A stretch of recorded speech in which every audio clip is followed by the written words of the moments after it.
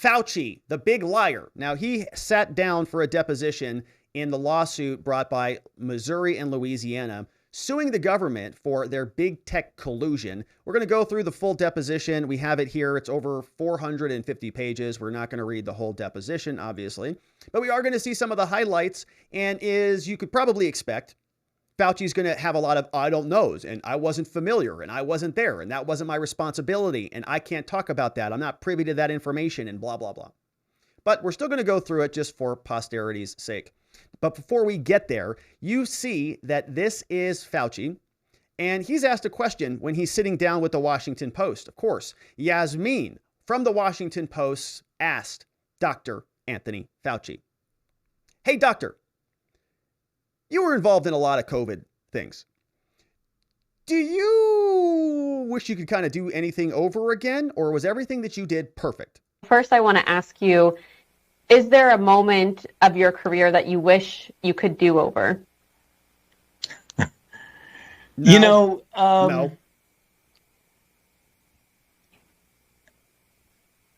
Yasmin, no. Nope. And I know people are going to respond to that, who say, well, what does he think? He's perfect. Absolutely. I'm the first to admit I'm far from perfect. But when you say do over, I really can't see something that I would do completely over.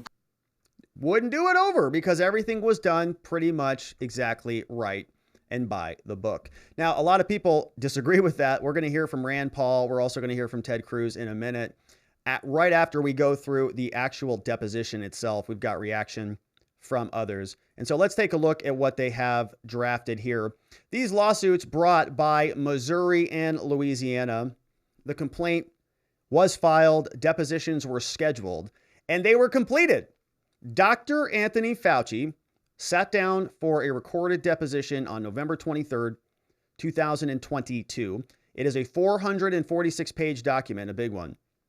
And it is a full deposition, right? They sat down probably for 8 hours. Let's see what it looks like. This is the state of Missouri versus Joe Biden Jr. Everybody else is involved, including Psaki and others. It's a videotaped deposition, Dr. Fauci, done in Maryland. He's sworn, done at 8:08 a.m. Stenographer's name is Stephanie Barnes. Shout out to Stephanie. It goes as follows. You see that there are several appearances. The attorneys from Missouri are there, and the attorneys for Louisiana are also there. We've got lawyers from the Civil Liberties Alliance and a bunch of different lawyers all making their appearances.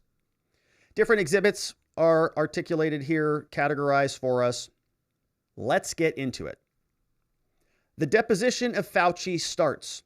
The videographer is there, turns on the camera, and says, "Okay, everybody, we are now on the record." Today is November 23rd, 2022. The time is 8:08 a.m. Eastern Standard Time. This is the video deposition of Dr. Anthony Fauci, taken in the matter of State versus Missouri. It's a pending matter before Louisiana court. My name is so-and-so. This is Stephanie Barnes. She's going to be recording this. Counsel, would you please introduce yourself? Asking the lawyers to jump in here. Mr. Sauer stands up and says, "Yep, I'm from the U.S. Attorney General's office," and they administer an oath. They say, "Will the court reporter please administer the oath?" And so Dr. Anthony Fauci, he's been through this game before. He takes the stand, or he's at a table, so he just probably stands and puts his hand up, and says, whereupon Dr. Anthony Fauci was called, they swear him in. That is noted for the record. Got it. Attorney General says, "Good morning. Can you please state your name for the record, loser?" He says, "Yeah, my name is Anthony S. Fauci. And what's your current position, Fauci?" "Well, I'm the director of the NIAID.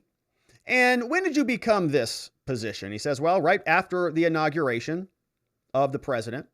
"And how long you been doing that?" 38 years. "You ever given a deposition before, Fauci?" "Yeah, many times." How many times?" "Oh, just once." I don't know how long ago it was. Something like 15 to 20 years ago." "Okay, well, that's great. Can we go over some ground rules with you, doctor?" He says, "Yeah, sure."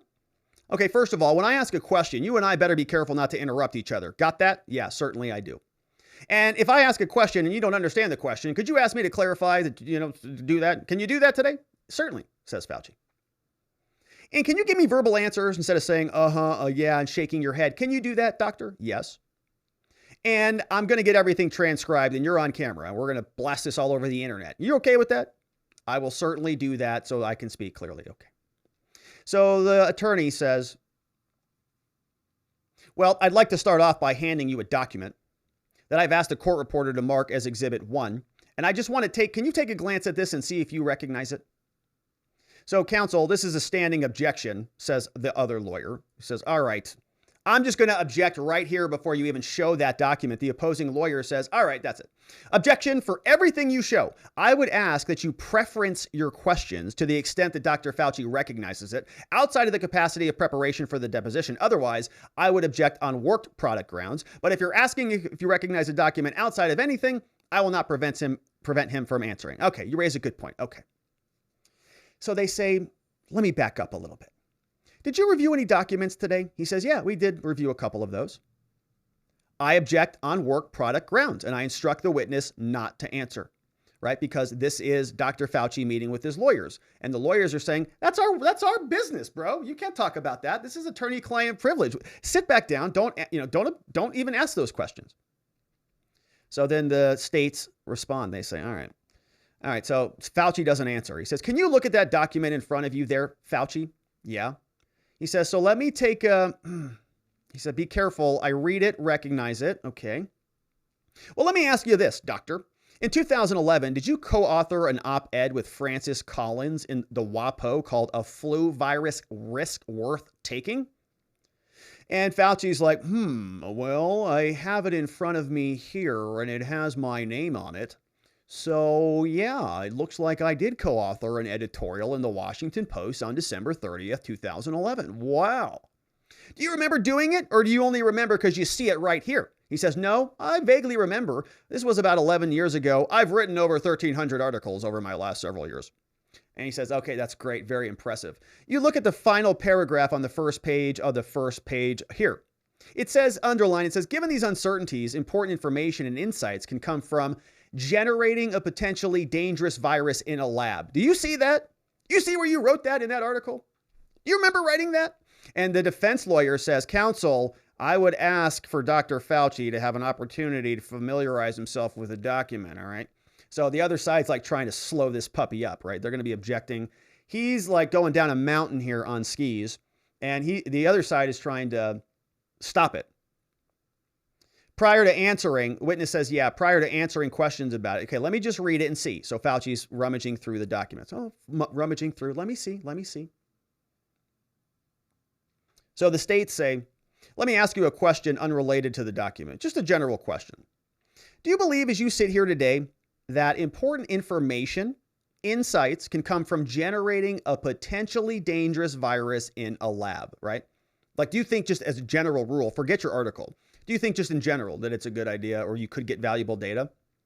He says, well, yeah, I mean, if you take into the correct context, because when you say generating a potentially dangerous virus in a lab, that's usually in the context of, taking H1, studying it different ways, very strict conditions. And if you look in the context of this paper, at that point, Collins, Label, and I were making that there is a risk that we're talking about with the pandemic influenza, and to understand that as best as possible, we say, understanding the biology of the virus transmission helps us prevent. And the point we're making in this article is that there is a risk benefit to research like this. Yeah, we do. Yeah, he says, yeah, no problem. The point we're making, it says a lot of risk worth taking if the benefit is the protection of the American and global public, right? So he's owning it big time.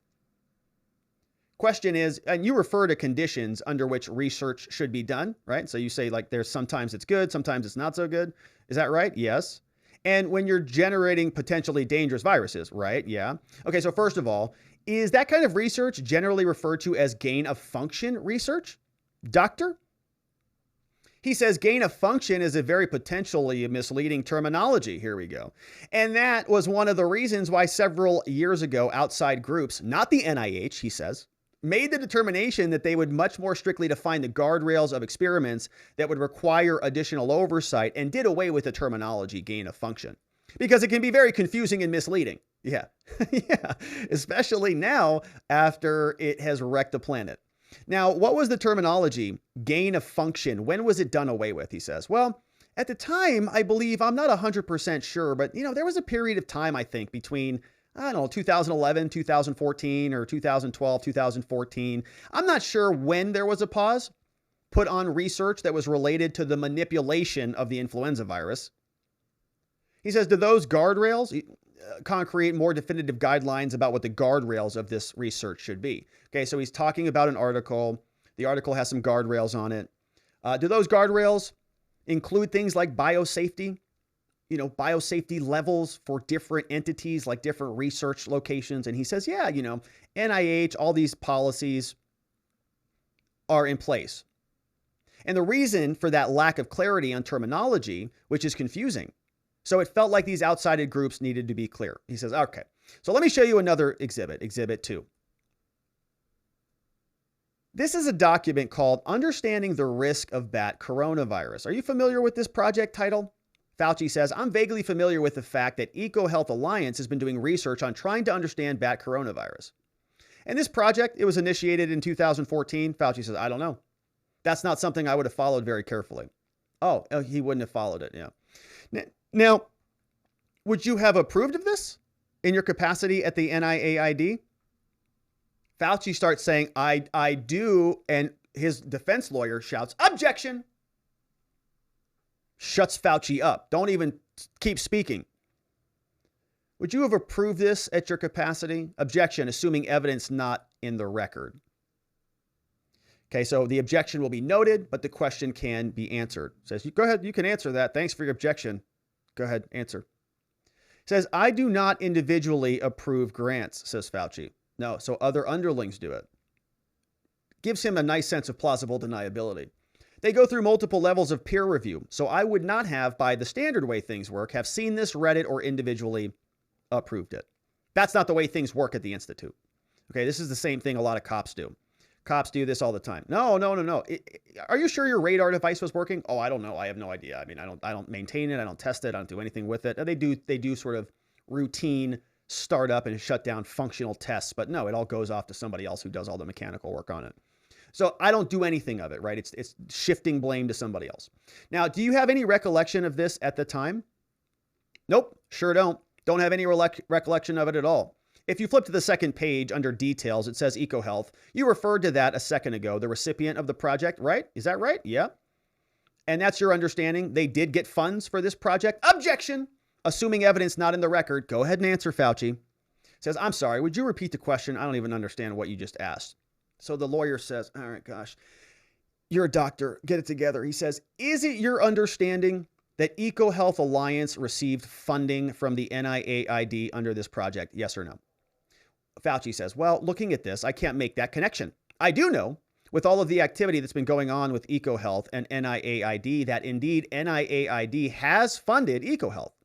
I don't know if I can specifically link it to this particular grant because this is the first time I've seen this piece of paper. Lawyer says, gotcha. Okay, above that, it lists a man called Peter Daszak. How do you say his name if you know? He says, I'm not sure who that is. I think it's Daszak. Yeah, I think so. How do you know Mr. Daszak? He says, well, I've met him once or twice. I would not characterize him as an acquaintance. In what connection have you met? And he says, I don't even remember meeting him, to be honest. But I do know that someone showed me a picture at a meeting where somebody said, here, take a picture with him. And so I clearly must have met him because there's a photograph, I believe, of he and I. He just got a photo. Okay. But that is not unusual. When you go to a scientific meeting, you run into hundreds of people. And I believe Daszak is one of the people that I did run into him because I believe I've seen a photograph of he and I together at a meeting. And he's not somebody that I would have had a major amount of. I think someone in one of 1,000 emails of mine that would have forwarded or showed me. Okay, I don't remember the content. I don't remember the guy, right?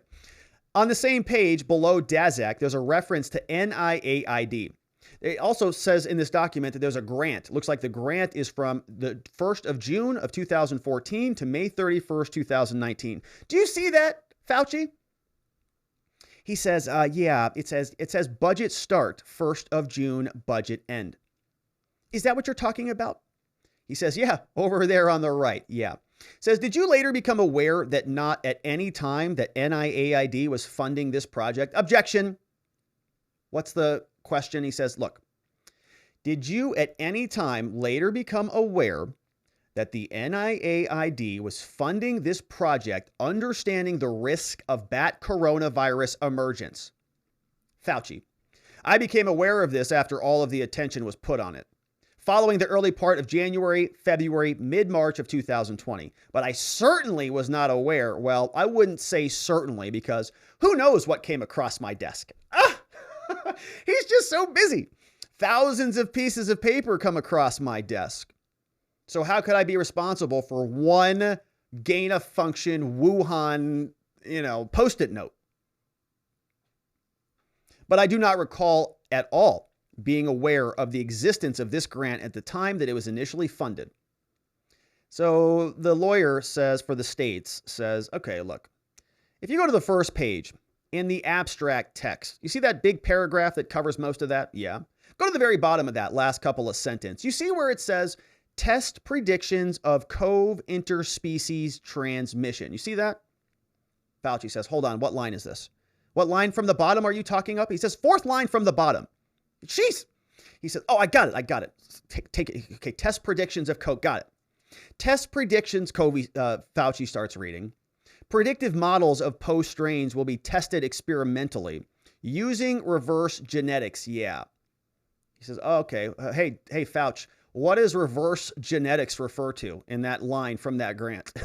Objection! Fauci says, I'm not really quite sure what they're referring to. Reverse genetics can mean many things, like manipulation of a virus, recombination, things like that. I'm not exactly sure what they're referring to here. Okay, can it refer to what you were talking about a minute ago that you talked about in a 2011 op-ed about a dangerous lab?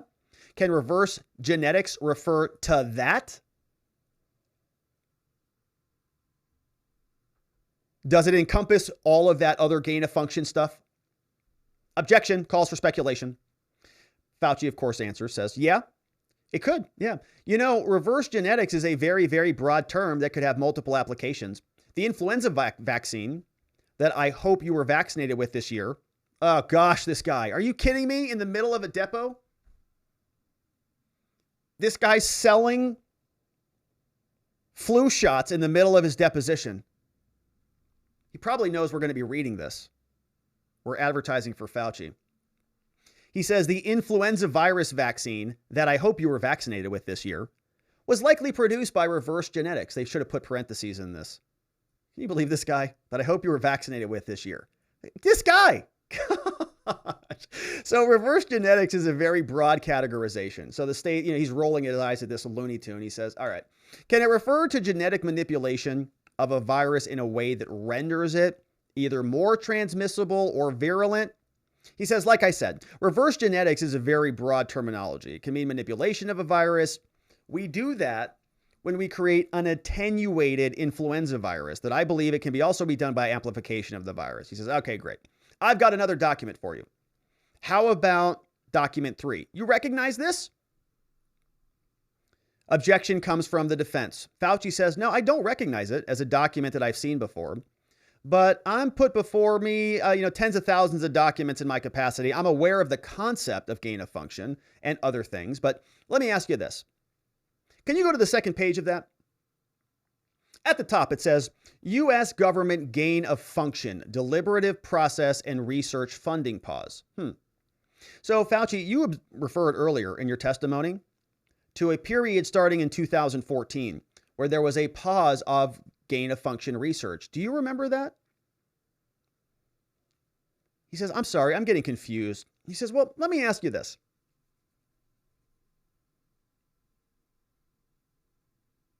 They're having issues. The court reporter says, if I could just ask counsel to slow down a little bit, there's an objection. They're talking over each other. They get off track. They come back. The state asks another question, says, all right, look, let's start this over. The question is, are you familiar with the U.S. government policy adopted in 2014, pausing gain of function research on certain viruses? Yes, I'm familiar with it. Good. Was there an exception to that policy, Fauci? Yes or no? It says right here, an exception. So obviously there was. And were you aware of that exception at the time? Fauci says because it was adopted. He says either at the time it was adopted or sometime thereafter. And to my recollection, and again, this was 2014, so we're talking about 8 years ago. But my recollection is that the pause was for all research such as this until a new U.S. government policy could be developed. The states say, and was there an exception to that pause that's set forth in the footnote? He says, yeah, the deliberations at the time were based on the need to continue certain critical research. That's an exception clause, and I'll read all of this through for you. Did you ever invoke that exception when you were the head of the government? So there's a pause on all gain of function. Did you use that exception? He says, yeah, I did. Did you ever invoke that exception during the years the pause was actually in place? Fauci says, as I recall, exceptions were given to a couple of experiments. Yeah. To my recollection, that does not usually rise up to the office of the director, which is me, but it's handled at the level of staff and deputy. So I don't recall. If you're taking shots at home, that's the phrase to keep. It's possible, though, I doubt it, but it's possible that a piece of paper that was the ultimate sign-off on an exception came to my desk. You see how he is waffling here? Because he doesn't want to be impeached. He doesn't want the lawyers to say, well, I've got your signature on this exception document, liar. So he's saying, I could have signed something, but I doubt it because I don't ever recall specifically ever seeing that piece of paper in front of me saying, quote, we're going to have an exception. Would you sign off on it? So he says, I'm not sure. It was 8 years ago. So they talk about more of the moratorium, projects related to EcoHealth. They talk about his deputy. Who is she? Dr. Hugh Auchincloss, principal deputy director. They ask about another article in Exhibit 4 about the pandemic or about the virus. Do you know who Ralph Barrick is? They ask. Not really, says Fauci. I know who he is. I doubt if I've ever met him. I may have met him at one of those meetings where there are thousands of scientists saying hi to each other, but I don't know who he is. He's a scientist at the university. I do know who he is. He's a scientist at the University of North Carolina. And he's funded by the NIAID? Yeah. But you don't ever remember meeting him, right? Fauci says, no, I don't recall. I could have met him. I could have run into several thousands of people, but I don't recall. I certainly don't have a relationship with him. Oh, what about this person? This person is called Zhengli Shi. You know who that is? And Fauci says, I believe, if I'm correct, this is the scientist who's at the Wuhan Institute of Virology. I'm not 100% certain, and I sometimes get confused with Asian names, says Fauci. That's not very inclusive and diverse. But I believe this is the person who is a scientist at the Wuhan Institute. Yeah, and many people called her Bat Lady, right? Or Bat Woman. And you're generally aware that someone, oh, here it is, called Shi Zhengli, who's described in the media as Batwoman, right? Literally. Who does research there on bats at the coronavirus in the Wuhan lab. Fauci says, yeah, is that her? Whoa, that's funny. I don't know if that's the same person. Like I said, when you're dealing with Asian names, very racist. Sometimes the first name is the last and the last name is the first. And so I get nervous here with his racist rhetoric. I believe that the person is from Wuhan. Yeah, Fauci, better be careful there, buddy boy. You're about to get your ass canceled, boy. All right, he says, have you ever met that person? Says, no, to my knowledge, I haven't. I don't. I'm fairly certain I have not. I could possibly again. I may have run into her at one of the many scientific meetings that occur, but I don't specifically recall running into her. All right, well, can I direct your attention to the beginning of the pandemic, or at least the beginning of the outbreak? Do you remember when you first became aware that there was an outbreak of the vid in China? He says, yeah, it was either December 31st or the first couple of days of the new year of 2020, either like the 31st of 19 or 2019 or the first days of 2020. And do you recall at some point anybody raising concerns to you in January 2020 at the beginning of the outbreak or near the beginning of the outbreak that this puppy might have been genetically engineered or originated from a lab? Did you get any inside knowledge about that, doctor? Fauci says there was a phone call late January 2020, I believe. It came from Jeremy Farrar. There was one other person on the phone, I believe it was Christian Anderson, who piped me in on a three-way call, saying that they looked at the virus and there was some concern about the molecular configuration or the makeup of the virus that made them think there was a possibility that there could have been some manipulation of the virus. Yeah. The furin cleavage sites that we saw, we talked a lot about these. Remember, we used the Frankenstein analysis. The COVID strain, it was analogized to Frankenstein. It looked like they cut the head off somebody else, or the Frankenstein's monster. Okay, I know. Cut the head off Frankenstein's monster and put it on something else, right? And that's kind of what the virus looked like. It's like, where'd they get this bit? And where'd they get that bit? And they just smashed it all together. Now, before that, had anyone raised a concern like that to you, Fauci? To my recollection, no.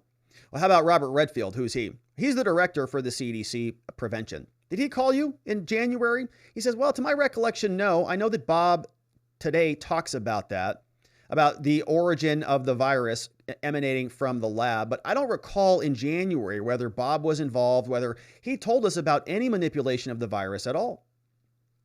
Are you aware, Fauci, if there's any relationship between Daszak and She, Bat Lady, the two co-authors of the study that I showed you before? Did they work together? Do you know whether there is a working relationship, Fauci, between Bat Lady and Peter Daszak of EcoHealth Alliance? Fauci says, well, I do know now. I didn't know it at the time, but I do know now that EcoHealth has a sub-award from their original grant that goes to Shi Zhengli of Wuhan. So from the NIAID, we're following the bouncing ball. NIAID over to Peter Daszak, EcoHealth Alliance, sub-award over to Shi Zhengli, works at Wuhan Lab of Virology. Fauci works at the NIAID, heads it up, which gave the original grant to EcoHealth Alliance. So he says, so they work together? And that's directly funded by the NIAID? Well, there you go.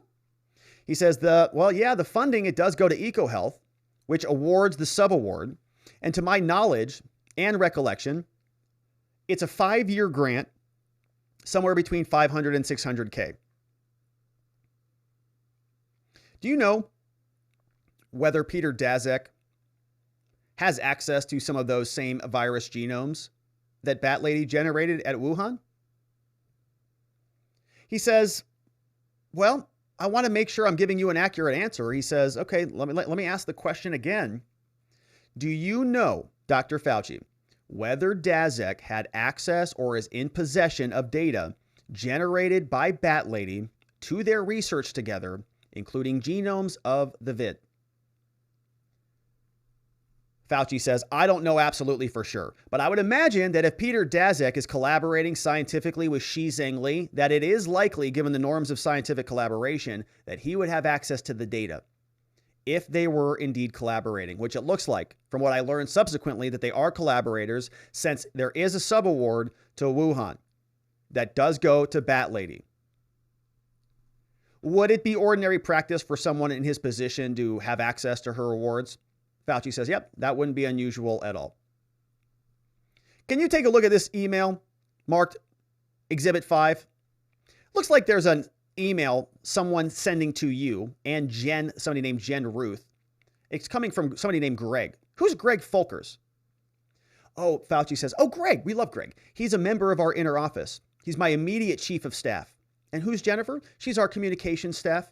And how about below her? Well, all of the team, this is how they all make up the team. And it looks like there was an attachment on this email. It says that these are talking points for the NIAID director. That's you, right, Dr. Fauci? So it's a common thing for your chief of staff to prepare talking points or press appearances for you. And Fauci says, well, yeah, that would not be, not unusual. If I'm going to a meeting or Congress or whatever, subject was brought up, I want to be familiar with the talking points, and so I should know about it. Okay, that's great. That sounds like it's a pretty normal thing. No problem. If you look at the body of the email, it also says hyphen, hyphen, hyphen. You see that? Fauci says, no, I don't see it. Hold on. Where are we? He says, well, it's close to the top. Also, when talking about COVID, not necessarily in this venue. Do you see that? Fauci said, no, I'm sorry. I don't see it. He's like, oh, for the love of all. He says, as a placeholder. Okay. He said, all right. He says here, and Greg, Mr. Folkers says to you, we have on our team, and then in parentheses, these three people, Vincent, Daszak, Barrick, Lipkin, and others. Do you see that? Yes. Do you know what it means when he said that those people are on your team? Does he mean that you fund them if they're on your team? I think he means, and he says, I can't tell you because I'm just speculating here, but I don't recall this email from January 2020. I don't recall. There's another one. My speculation is that what Mr. Folkers was referring to were people that were in our group and that were colleagues of ours. I mean, Peter Daszak was already mentioned. He's a grantee. He already got money from us. Barrick's a grantee. He got money too. Lipkin's a scientist at Columbia. I believe Vincent, though I don't know, could possibly be Vincent Munster. He's a scientist at the NIAID too. All these people are involved. Now, 2 paragraphs down, continue reading, doctor. It says that the NIAID has funded Peter's group, referring to Daszak, for the coronavirus in China for the past 5 years to understand the risk. And then there's the grant number. Do you see that email in your talking points? He says, yeah, I see that. And that, I take it, would be the grant that we referred to earlier in Exhibit 2 with the title, Understanding the Risk of the Coronavirus. He says, I'm looking at Exhibit 2. The title is Understanding, and that's the grant number is 1R101. He said, okay, I don't need them to hear the grant numbers. That's fine. Can I just ask you, do you recall that grant being placed on your radar January 27, 2020? Because he got the talking points in an email, right? So he's aware of this. He says, well, based on this email, it looks like Mr. Folkers has at least mentioned it, but I wouldn't characterize that as being on my radar to the point of garnering my precise attention to it. You know, it just shows up in my talking points. It doesn't mean anything. Fauci says, well, let me finish reading the email. So a bunch of time goes by. The lawyers are like, oh gosh, this guy. All right, read faster. He finally brings his head back up. He says, it says that's now been renewed with a specific focus to identify cohorts of people exposed to VATS getting sick from COVID. He says Eric Stemmy's the program officer, and they're our collaborators at Wuhan. So Fauci says, yeah, I mean, look, I think that this was likely the situation where when the idea of an outbreak in China was brought up, or the vid, that my staff thought it would be important for me to understand the kind of things that we were doing. And I think the important sentence in here, which is relevant, is that the grant wanted to identify cohorts of people exposed to bats to see if there was spillover. I believe that's the intent of the talking points, not something else.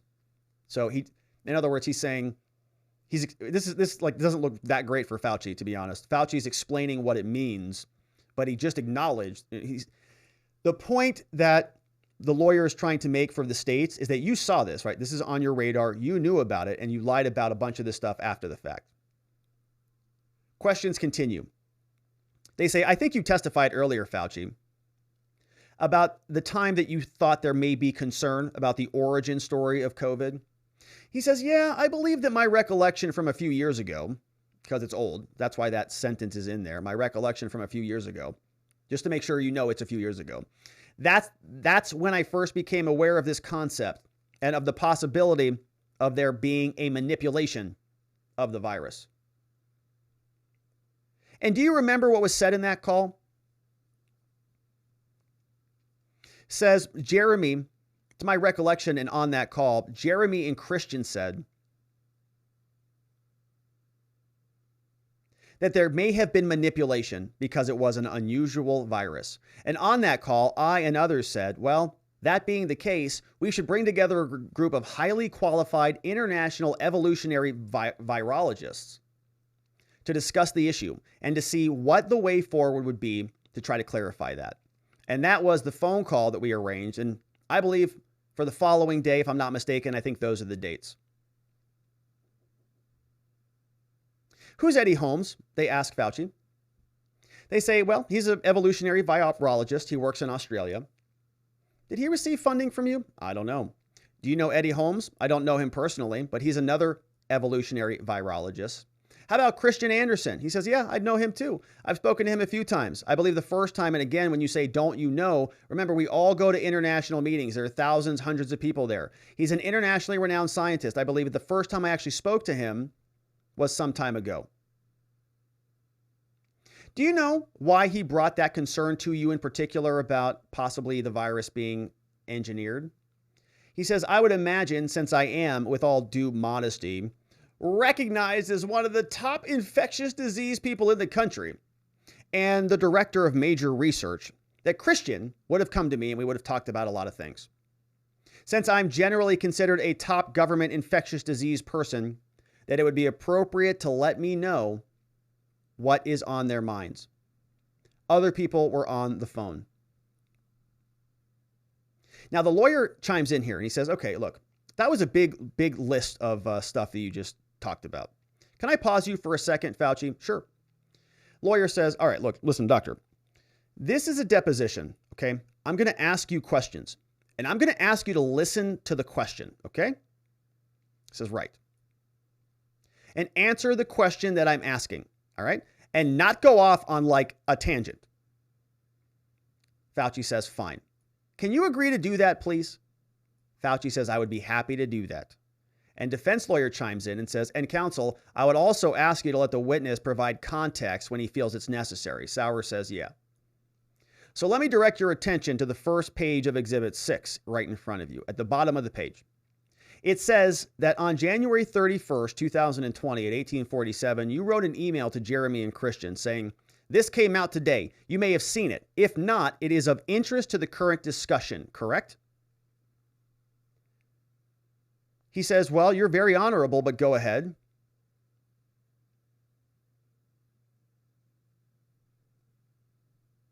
So there was something weird that happened here. Mr. Kirshner says something like, objection, Your Honor, not Your Honor.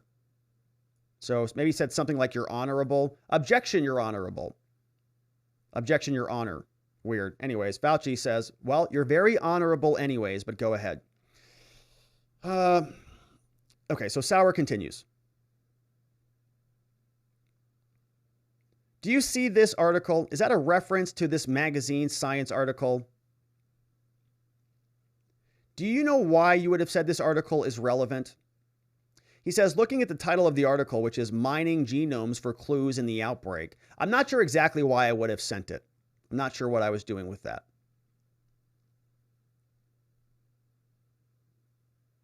Shortly later in the depo, they ask about this specific sentence. They say, immediately above this sentence, Dr. Anderson writes, the unusual features of the virus make up a really small part of the genome. So one has to look really closely at all of the sequences to see some of the features. And some of the features look potentially engineered. You see that, Fauci? He says, yeah. Does that sort of concern, was that raised to you earlier on that day, on Friday, January 31st? Fauci says, yeah, the answer is yes. He was referring to some unusual features, but if I might just take an extra 5 seconds, he says, it says the unusual features of the virus make up a really small part of the genome, and one has to look really closely, and that was the tone of the discussion. And just quickly referring to that last sentence in the second paragraph, when he was talking about inconsistent with expectations from evolutionary theory, the next sentence says, but we have to look at this much more closely, so those opinions could still change. Now, they ask Fauci, they say, well, did you think that this was an alarming concern? I mean, he's saying that this could be a possibility. Did you think to look into that further? I think it was an interesting and important concern. And that was the reason why we all agreed it would be a very good idea to get a larger group of qualified virologists to look more closely and to take a quick look. Look over a period of a couple days to see if this concern was justified or if there could be another explanation for it. They look at some other documents. They go to the 8th page. They're rummaging through numbers, looking at bait stamps. 2432 is an inserted document. They go off the record and they take a brief break. There's a discussion off the record for 1 minute, 9:04 a.m. They have a conversation, back on 9:05. All right, Fauci, do you see the 8th page of this document? Yeah, it says, Hugh, it's essential that we speak. Yeah, at the top of that page, you sent this email to Hugh Auchincloss, correct? That's how you say his name, right? Auchincloss? He says, yeah. You sent it at 12:29 a.m. on Saturday, February 1st, didn't you? In the to email, there's a CC on that. You know who you CC'd on this email? Fauci says, no, I don't recall. Would you have CC'd one of your personnel email addresses? He says, no, I don't really often do that. I rarely do that. Have you ever done that? Have you ever CC'd your personal email on a work-related matter? I don't recall. I doubt that I did that. I doubt that. Do you see that there's an attachment listed on this email? Attachments. Do you see where it says et al. Nature Magazine? SARS gain of function. You see that? You know that there was an attachment on this email? It's not included. He says, you know, it says SARS Barrick. It says it could possibly have been, it could have been, I don't know for sure. Could have been something else. Look at these. A lot of I can't recall. I can't recall. I recall this earlier. I was referring to all those things look consistent. Do you know if you were the one who wrote the title describing that article? No, I don't recall. Shot. I'm not sure exactly why those words got in there. It was maybe something that was mentioned by Barrick. I don't really recall. Another one. Do you think that that article it refers to the gain of function, or do you not recall? I don't recall. There it is.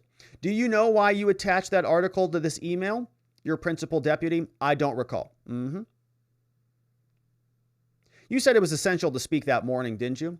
Right. And so you wanted him, you said, keep your cell phone on, didn't you? Yep. Yeah, and the reason is that I wanted to know that we're going to have a phone call with a larger group of evolutionary virologists. This is the first time I've heard that we may or may not have been funding EcoHealth, and I wanted to get a better scope of what was going on. That's why I asked him that question.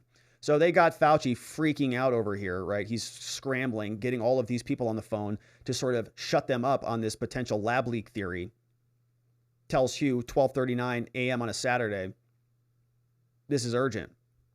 Did you call his cell phone that day? I don't know. I don't recall. Do you remember talking to him at all? I might have, but I don't recall. Later in the day, you said, read this paper, as well as the email that I would forward you now. What are the tasks that must be done today? Were you concerned at the time that the work you had funded might have led to the creation of the coronavirus? Good question there. Fauci, were you concerned at that time that the work you had funded in China might have led to the creation of the coronavirus? Fauci says, I wasn't concerned that it might have, but I didn't like the fact that I was completely in the dark, you like that little insertion there, about the totality of the work that were being done. And I was going into a phone call with a larger group of established scientists, and I wanted to have at my fingertips just what we were and were not doing. Now, in the call earlier that evening, had Christian Anderson or Jeremy Farrar raised this Nature Magazine medicine paper in any way? I don't recall. And how did you think of it? How did this at midnight affect your decision? I don't recall. Do you remember at all how this article got on your radar? I don't recall. And I think I showed you earlier the email. You remember that? I'm sorry, you were going pretty quickly. Let's move on. Your testimony, Fauci, is that you do not remember how you became aware of Xi, Barrick, and others. That's right. I don't recall. I mean, I became aware of it, but I don't really recall what specific day that was. So you see the floodgates have opened. All of the questions are now, I don't recall. I'm sorry. I'm getting confused with your question. So what is your question?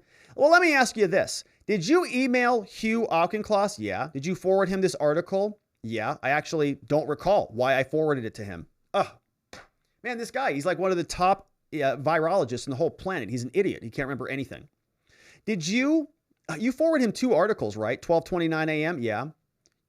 Do you know why you did that? I don't recall why I did that. I think I wanted him to be aware because the question that I was really getting at with him is that I want to find out what the scope of what we were doing in China, because they obviously called me up and said they had a concern about a virus. I wanted to make sure I knew everything that they were doing there. Do you remember? He says that was the purpose of my email. You remember talking to him about that? Do you remember talking to Hugh about your concern? He says, I don't remember talking to him, but I think somewhere it said, I'm going to call you somewhere. I don't recall speaking to him. I recognize the emails because, as I said, and I'll repeat, I was going to be on the phone call with a large group of people, very versed in the field. I was not familiar with these grants. Did you ever raise those grants in the phone calls? Do you remember any? Here's a great question. So a lot of I don't recalls. No, I don't recall bringing this up. In fact, what I did have is other information. It's not even my field, though. So the state lawyer asks him, all right, listen, dumb doctor, do you remember saying anything at all on that call? I may have said a few things, but I was relatively silent. Do you know what they were? Fauci says, what were? Now he's just being a jerk. I may have said a few things on the call, but I was relatively silent. Do you know what they were? What were? The things you said on the call. The things you may have said. No, I don't recall, but I certainly am not one of the people actively engaged in the discussion. Do you know who this person is? Lawrence Tabak? Yeah, at the time he was at the NIH. And now we're looking at other communications and this article. Do you remember a phone call that happened? No, I don't recall. It's in your official calendar. It says you've got a call with Jeremy Farrar at 2 p.m. that day. Would you dispute that? He says, I don't recall when it was. I mean, if my calendar says it was at 2 p.m., then it likely was at 2 p.m. I don't recall. Shot. Was Tabak on that call? I don't believe so. I know that Francis Collins was, but I don't believe that Harry was. Would you send it to him so that he could give Francis Collins a call? I don't recall. Another, I don't recall. Did you do anything here? I don't believe so. More specifically, did you discuss anything with Francis Collins that day? I'm not exactly sure the point you're making. Doesn't matter. I'm just asking if you discussed the issue with Francis Collins. Did you talk to him at all about this? I don't recall. So this is basically how this is going. We are now at page 68 of 446. Can you turn to the next page? What's the time of that email? 5:51 in the afternoon. You respond to the email at 11:47 a.m. that morning. Okay, so like he's on this thing. And they get an objection. I'm asking you to identify what time you sent the email. Witness says, and that's what I was reading. And when you're telling me to read it out loud, so let's get it together here. So Fauci is now going back at this guy. Fauci saying, I'm trying to read this stuff. I'm trying to answer your questions. The reporter says, and if you read on the record, I need you to speak up so that I can get it on the record. Fauci says, okay, I'll keep my mouth shut and read it silently so it's not on the record. Oh man, he's throwing a hissy fit here. Fauci says, okay, I'll keep my mouth shut and read it silently so it's not on the record. He says, okay, what's the question, sir? Okay, he's getting very agitated. So the government says, the states say, Auchincloss emailed you saying, the paper you sent me says the experience would perform before the gain of function pause that have since been reviewed and approved by the NIH. Do you know what he was referring to then, Dr. Fauci?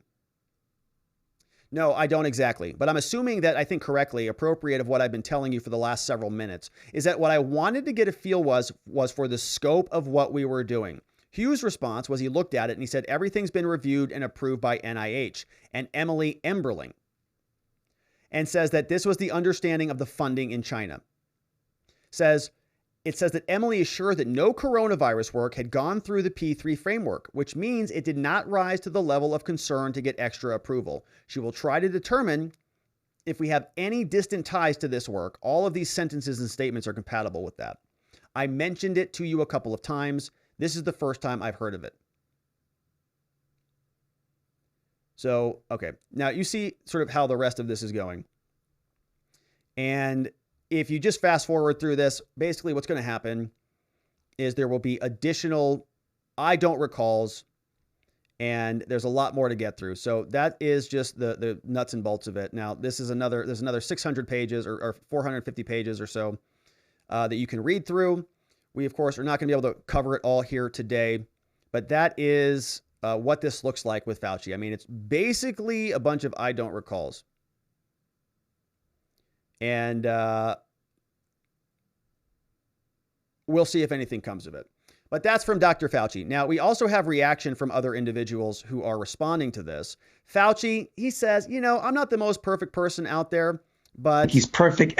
But he wouldn't redo anything if he had the opportunity. This is Rand Paul saying, yeah, Fauci is definitely not perfect. I can think of a lot of things that are problematic with his stewardship of America back during the coronavirus. There is no public figure or public health figure that has made a greater error in judgment than Dr. Fauci.